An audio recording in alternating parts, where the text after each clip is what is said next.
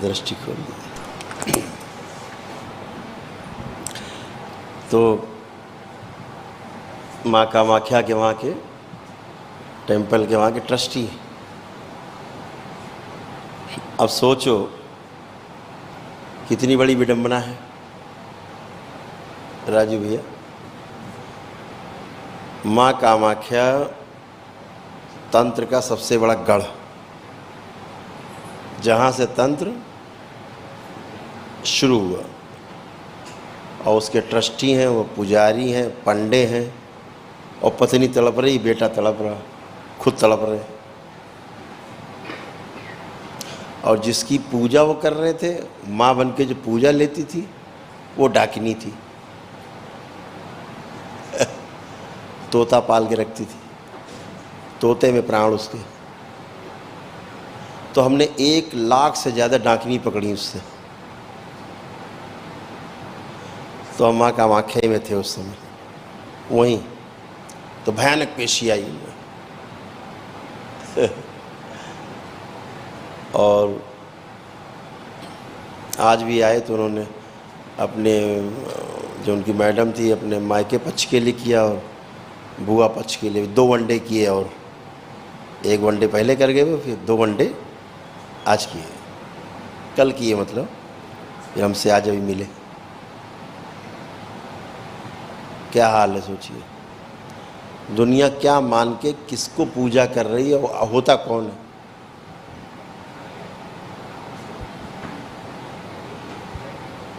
इन लोगों में मैं देखता था एक मृत पादरी है,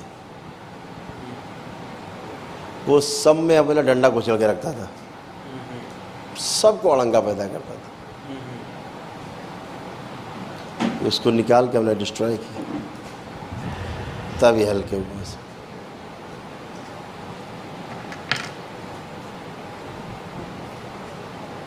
चूँकि श्रद्धा रहती है तो जुड़ जाता है। अब इन्हें पता नहीं कि वो आदमी इनको डंडा कर रहा है। तंत्र एक शब्द है जो अपने आप में पूर्ण है। तंत्र जिसके साथ भी लगा दो, वहाँ व्यवस्था अपने आप दिखने लगती है, एक संगठन अपने आप में दिखने लगता है, एक नियम अपने आप में दिखने लगता है। वो चाहे राजतंत्र के साथ, राज के साथ लगा दो तंत्र, चाहे लोक के साथ लगा दो तंत्र। राजतंत्र कहो तब भी कोई एक नियमित व्यवस्था है, और लोकतंत्र कहो तब भी वो एक नियमित व्यवस्था है। व्यवस्था को बनाए रखना, व्यवस्था बनी रहे, वही तंत्र है। जहाँ अव्यवस्था है वहाँ तंत्र नहीं है। अभी लोगों ने क्या किया भूलवश कि अव्यवस्था को तंत्र मान बैठे। वो अव्यवस्था है किसी को तंग करना। तो आप किसी को तंत्र के माध्यम से तंग नहीं कर सकते, क्योंकि वो तो व्यवस्था है। और किसी को तंग करने से पहले ये नियम है कि पहले आपको तंग होना होगा स्वयं को। अगर आप किसी के गाल पे चांटा मारते हैं, निश्चित रूप से मुलायम जगह मारा, उसको ज़्यादा लगा है, लेकिन आपकी भी हथेली पे चोट लगती है। हथेली इतना अभ्यस्त है कूट पीट के, उस समय कम लगता है, ये आपका भाव रहता है कि मैंने मारा, लेकिन कभी कभी मारने में खुद का भी हाथ टूट जाता है।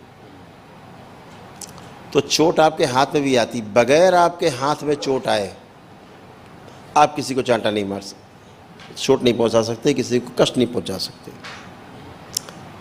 यही तंत्र है। अगर तंत्र के द्वारा किसी को चोट पहुंचाने की कोशिश करते हैं तो सबसे पहले वो चोट आपको लगती है। और इसीलिए तमाम शक्तियां दूषित हो जाती हैं। इस पूरे संसार में हम इतने लोग बैठे हैं यहाँ पे, आप स्वयं से सवाल पूछ के देख लीजिए,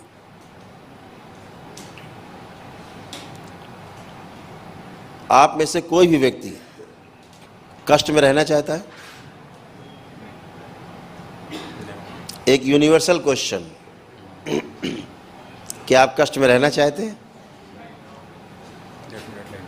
नहीं। दूसरे से आगे पूछ सकते हैं, तो क्या हम किसी को कष्ट देना चाहते हैं? यूनिवर्सल है, जो आपके लिए है कि कष्ट नहीं चाहिए, फिर वो सभी के लिए है यूनिवर्सल कि कष्ट नहीं चाहिए, तो मतलब कोई कष्ट देने के मूड में नहीं है, फिर भी हम कष्ट देते हैं और सब यही कर रहे हैं एक दूसरे के लिए, और उस कष्ट देने में अपने सुख ढूंढ रहे हैं। कष्ट दे के वो सुख है नहीं, वो आपका भ्रम है। देखिए विधि क्या है, आप किसी तांत्रिक ओझा मौलवी के पास जाओ। ये तांत्रिक ओझा मौलवी, झाड़ फूक वाले, तंत्रमन टोना टोटका करने वाले, ये कुत्ते की मौत क्यों मरते हैं? क्योंकि नीयत नहीं साफ है। और जिसकी नीयत नहीं साफ है, तो आपने पाल लिया कुत्ता। अभी एक कुत्ता, अभी एक अखबार में आया कि वो जिसने पाला उसकी माँ को ही फाड़ के खा गया। पिटबुल था।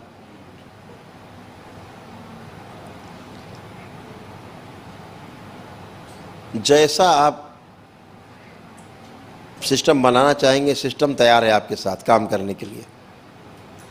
तंत्र में उतरने के पहले बहुत गहरी बात है, आपको समझना है। जैसे आप होगे, शक्ति आपके साथ वैसा ही संयुक्त होकर के वैसा ही कार्य करेगी। इसमें शक्ति को कोई दोष मत देना।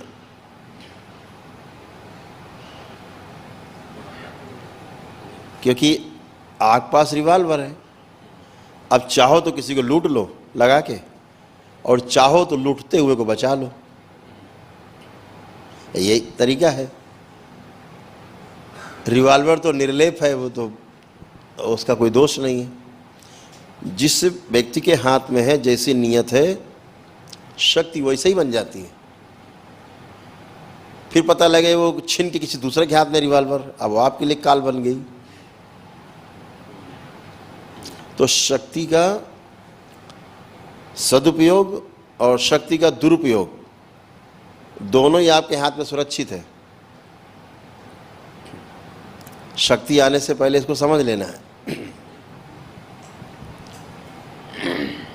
दोनों ही अधिकार आपके पास है। अब इसे कैसे आपको प्रयोग करना है, दुरुपयोग करना है कि इसका सदुपयोग करना है, ये आपको तय करना होगा। तंत्र की व्यवस्था का उदाहरण रोज आप देखते हो दरबार में। कोई काम धक्का मुक्की से नहीं होता है। परिणाम से आप देखते हो कि गुरुजी ने कर दिया। जैसे आज सुबह ही एक लड़की, बिल्कुल उसकी मृत्यु हो गई थी। हमको काफ़ी देर बाद सूचना मिली, तो ये आंसू लेके आए फोटो की। देखो तो उसके प्राण खींच चुके थे। एक आसुरी शक्ति थी, उसने अपने मुट्ठी में उसके प्राण खींच लिए थे, और वो बिल्कुल उठा के लाई गई। वो तो प्राण ही नहीं थे। एक दिन का हवन किया उसने आकर के यहाँ। उसके परिवार के लोग आए। ऑस्ट्रेलिया से आई लड़की, वो ऑस्ट्रेलिया से, जो आज अभी थी सुबह।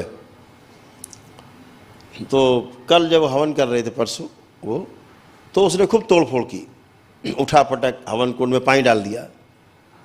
नहीं करना है सब। ये कोई बात नहीं, हमें सूचना मिली तो हमने फ़ोटो से ही, जो हवन नहीं करने देना चाह रहे थे, उन्हें डिस्ट्रॉय किया। और एक ब्राह्मण को संकल्प करा के उसकी ओर से ब्राह्मण को बिठा के और हवन करवा दिया। एक ब्राह्मण को बिठाया। नहीं, वो कहाँ बैठ पाई, वो तो तोड़ फोड़ कर रही थी, मारपीट। और हवन कुंड में आके पानी डाल दिया उसने। तो तो हमने कोई बात नहीं, कोई ब्राह्मण बिठा दो, उसकी तरफ संकल्प कर ले और उसकी तरफ से 1 दिन वाला हवन जो होता है वो कर ले। हो गया। लेकिन उसको मार के ले जाने वालों को तो लाइन लगी। अब वो जब 8 वर्ष की थी बच्ची, तब से उसके साथ सेक्सुअल जो है असॉल्ट होता था। ये बच्ची, ये सुबह मृत थी, डेड, सुबह टाइम में, और ये पूरी तरह डेड थी। बस प्राण सब निकल गए थे, इसका जीवन भी इसमें नहीं था, जीवन भी जा चुका था। तो आधा घंटा लगा हमें इसमें, इसको श्वास लाने में, वापस लाने में, खींच के लाने में। और अभी हमसे मिल के गई, अभी शाम को, अभी मुफ्ती से आ रहा हूँ मिल के, एकदम हंसती हुई भी, फर्स्ट क्लास खिलखिलाते हुए गई। अभी जब आई तो बोल भी नहीं पा रही थी, पूरी तरह से एनर्जी नहीं थी। फिर मैंने ब्राह्मण को बुलाया और उनका हाथ पकड़ो, इसको संकल्प जो तुम्हारे पास पुण्य है इसको ट्रांसफ़र करो। तो जो 1 दिन के हवन के पुण्य है वो तो बहुत बड़ा पुण्य है, इसको ट्रांसफ़र किया तुरंत। फिर हम इसकी एनर्जी को खींच के लाए। यमराज साथ में खड़ा, अब यमराज अपना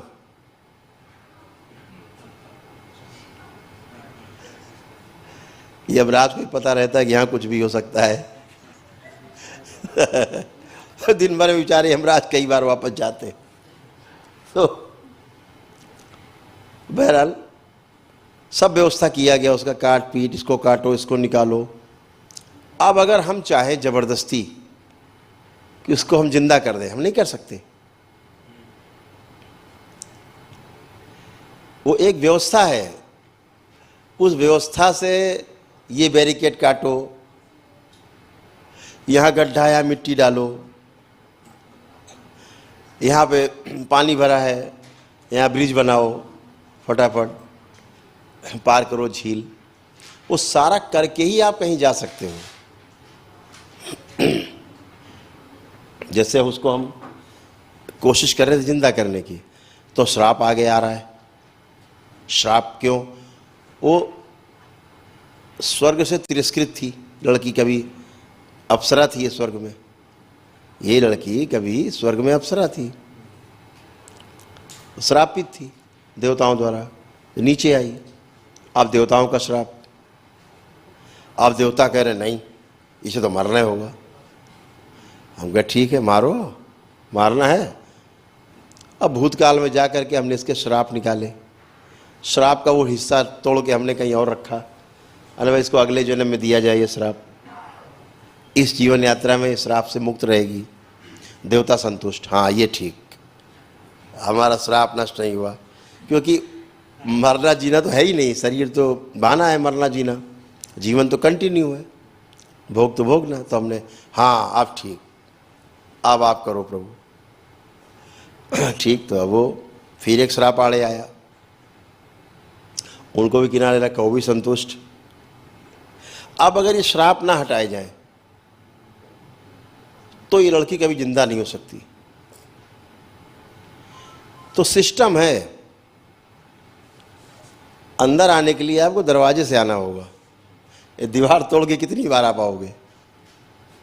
दरबार का ऑफिशियल चैनल करौली सरकार ईश्वरीय चिकित्सा विज्ञान केंद्र चैनल को जरूर सब्सक्राइब करें। नमः शिवाय।